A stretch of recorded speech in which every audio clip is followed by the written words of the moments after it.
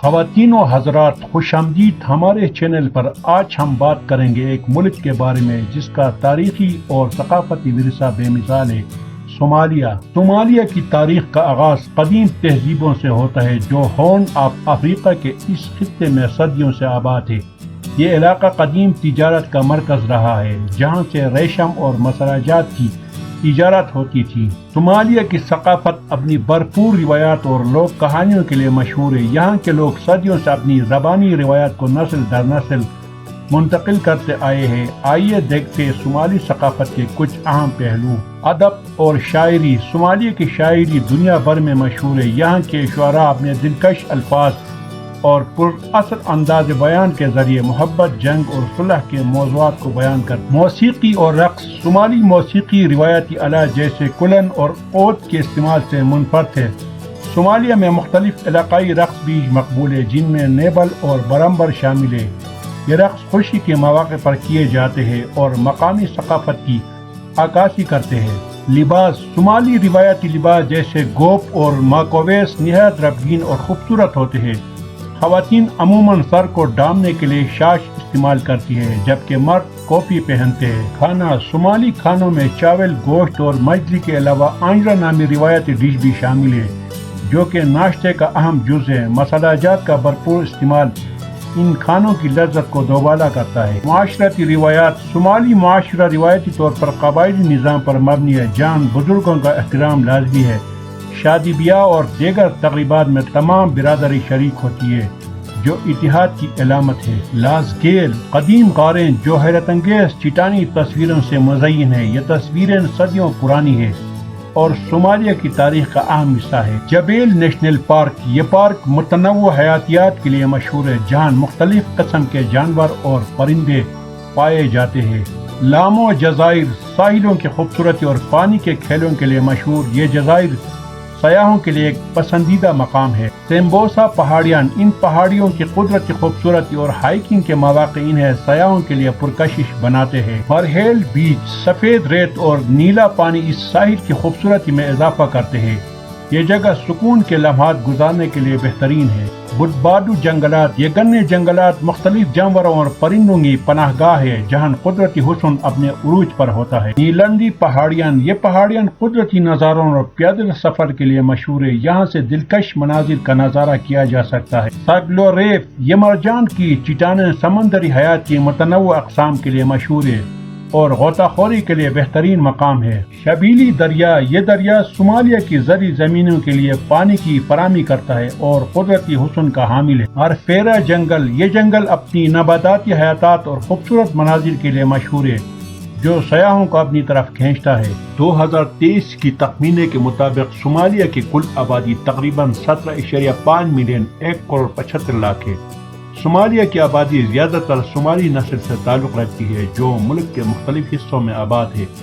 Somalia میں ایک بہت بڑی دیہی آبادی ہے اور بہت سے لوگ مویشی پالنے والے یا خانہ بدوش ہیں۔ صومالیہ کی آبادی میں نوجوانوں کی تعداد زیادہ ہے۔ تقریباً 70% آبادی 30 سال سے کم عمر کے لوگوں پر مشتمل ہے جو کہ ملک کے مستقبل کی ترقی کے لیے ایک اہم عنصر ہے۔ صومالیہ کے دارالحکومت موغادیشو میں سب سے زیادہ آبادی ہے۔ یہ ملک کا سب سے بڑا شہر۔ دیگر اہم شہر ہارجیسا، بوساسو اور بیدوا ہے۔ صومالیہ کی آبادی مختلف چیلنجوں کا سامنا کر رہی ہے جن میں غربت، صحت کی سہولتوں کی کمی اور جاری سیاسی عدم استحکام شامل ہے، لیکن ساتھ ہی صومالیہ کے لوگ اپنی ثقافت، روایات اور زبان کی حفاظت کے لیے پرعزم ہیں اور اپنے ملک کو دوبارہ تعمیر کرنے کی کوشش کر رہے ہیں۔ نسلی اور ثقافتی تنوع۔ صومالیہ کی آبادی زیادہ تر ایک ہی نسلی گروپ یعنی صومالی لوگوں پر مشتمل ہے، لیکن اس کے اندر بھی مختلف قبیلے اور ذیلی قبیلے موجود ہیں۔ سب سے بڑے قبیلے داروت، ہاویہ اور اسحاق ہیں۔ ان قبیلوں کے اپنے اپنے علاقائی اثرات اور تاریخی پس منظر ہیں جو کہ ملک کی سیاست اور سماجی تانے بانے میں اہم کردار ادا کرتے ہیں۔ زبان اور مذہب۔ صومالیہ کی سرکاری زبانیں صومالی اور عربی ہیں۔ صومالی زبان کو زیادہ تر لوگ بولتے اور سمجھتے ہیں جبکہ عربی زبان کا استعمال مذہبی تعلیمات اور کاروباری مواقع میں ہوتا ہے۔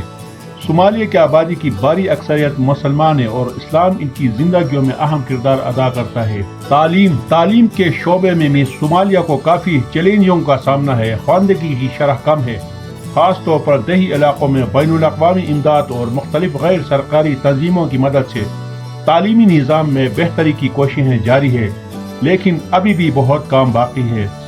صومالیہ کے صحت کے شعبے میں بھی بہتری کی ضرورت ہے۔ بنیادی صحت کی سہولتوں کی کمی، صحت کے مسائل اور بیماریوں کا پھیلاؤ اور WHO ملک کے عوام کے لیے بڑے مسائل ہیں۔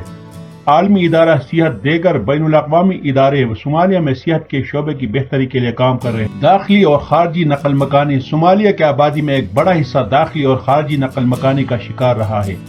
ملک کے اندرونی تنازعات، قحط اور دیگر مسائل کی وجہ سے بہت سے لوگ دوسرے ممالک میں پناہ گزین کے طور پر رہ رہے ہیں۔ کینیا اور ایتھوپیا میں صومالی پناہ گزینوں کی بڑی تعداد موجود ہے۔ شہری اور دیہی آبادی، صومالیہ کی آبادی کا ایک بڑا حصہ دیہی علاقوں میں رہتا ہے، جہاں لوگ زراعت اور مویشی پالنے پر انحصار کرتے ہیں۔ شہری علاقوں میں خاص طور پر دارالحکومت موغادیشو میں اقتصادی مواقع اور تعلیم کی بہتر سہولیات موجود ہے، جو لوگوں کو دیہی علاقوں سے شہری علاقوں کی طرف نقل مکانی پر مجبور کرتی ہے۔ مستقبل کے امکانات، صومالیہ کی آبادی کے جوان اور متحرک ہونے کی وجہ سے مستقبل کے امکانات روشن ہیں۔ اگر ملک میں امن و امان کی صورتحال بہتر ہو جائے اور بنیادی سہولیات میں بہتری آئی تو صومالیہ کی آبادی ملک کی ترقی میں اہم کردار ادا کر سکتی ہے۔ صومالیہ کی معیشت زیادہ تر زرعی ہے اور اس کا دار و مدار مویشی پالنے، ماہی گیری اور زرعی پیداوار پر ہے۔ ملک کی معیشت کی بنیاد دیہی علاقوں میں ہے، جہاں زیادہ تر لوگ زراعت اور مویشی پالنے میں مصروف۔ مویشی پالنا، صومالیہ کی معیشت کا سب سے بڑا حصہ مویشی پالنے پر مشتمل ہے۔ صومالیہ کی معیشت میں مویشی پالنا ایک اہم شعبہ ہے اور یہ ملک کی برآمدات کا بڑا حصہ بھی ہے۔ صومالیہ دنیا کے مختلف ممالک کو اون، بھیڑ، بکری اور گائے برآمد کرتا ہے، جس سے ملک کی آمدنی میں اضافہ ہوتا ہے۔ زرعی پیداوار، زرعی شعبے میں کاشتکاری بھی اہم کردار ادا کرتی ہے۔ عام فصلوں میں مکئی، جوار اور کھجور شامل ہے۔ زرعی پیداوار کی مدد سے مقامی سطح پر خوراک کی ضرورت کو پورا کیا جاتا ہے، تاہم موسمی تبدیلیوں اور پانی کی قلت کی وجہ سے یہ شعبہ چیلنجز کا سامنا کر رہا ہے۔ ماہی گیری، صومالیہ کے ساحلی پٹی بحر ہند کے ساتھ واقع ہے، جس کی لمبائی تقریباً 3300 کلومیٹر ہے۔ یہاں ماہی گیری کی ایک اہم صنعت ہے اور ملک کی معیشت میں نمایاں کردار ادا کرتی ہے۔ سمندری پیداوار میں مچھلی، جھینگے اور دیگر سمندری جانور شامل ہیں، جنہیں مقامی اور بین الاقوامی منڈیوں میں فروخت کیا جاتا ہے۔ ترسیلات زر، صومالیہ کے معیشت میں ترسیلات زر بھی اہم کردار ادا کرتی ہے۔ بیرون ملک مقیم صومالی باشندے خاص طور پر یورپ، شمالی امریکہ اور مشرق وسطی میں اپنے خاندانوں کو مالی امداد بھیجتے ہیں۔ یہ ترسیلات زر ملک کی معیشت کے استحکام میں مددگار ثابت ہوتی ہے اور روزمرہ کی ضروریات پوری کرنے کے لیے استعمال ہوتی ہے۔ خدمات کا شعبہ بھی صومالیہ کی معیشت میں اہمیت رکھتا ہے، خاص طور پر تجارت، ٹرانسپورٹ اور بینکنگ کے شعبے نمایاں ہیں۔ مقامی اور بین الاقوامی تجارت سے بھی ملک کی آمدنی میں اضافہ ہوتا ہے۔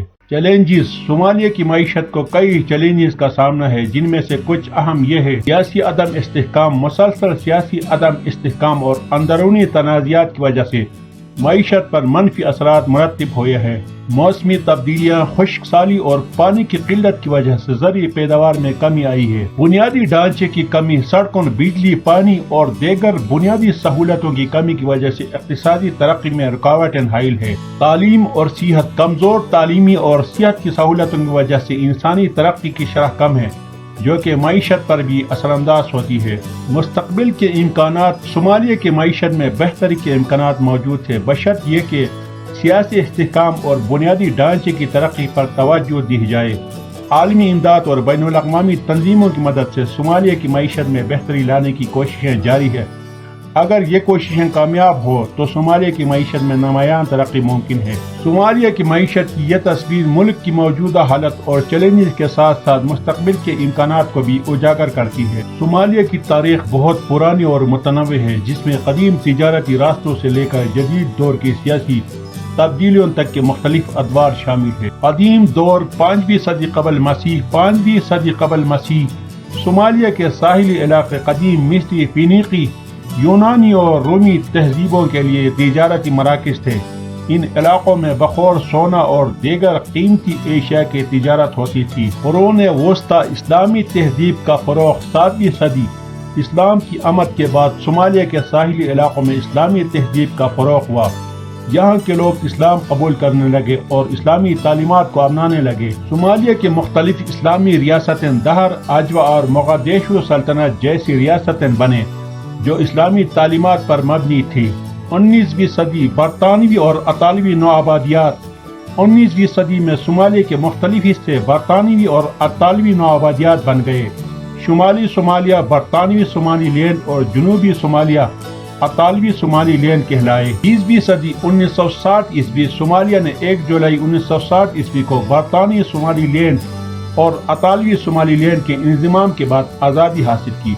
صومالیہ ایک آزاد جمہوریہ بن گیا۔ سیاد بری کا دور 1969 عیسوی میں میجر جنرل محمد سیاد بری نے ایک فوجی بغاوت کے ذریعے اقتدار سنبھالا اور سوشلسٹ حکومت قائم کی۔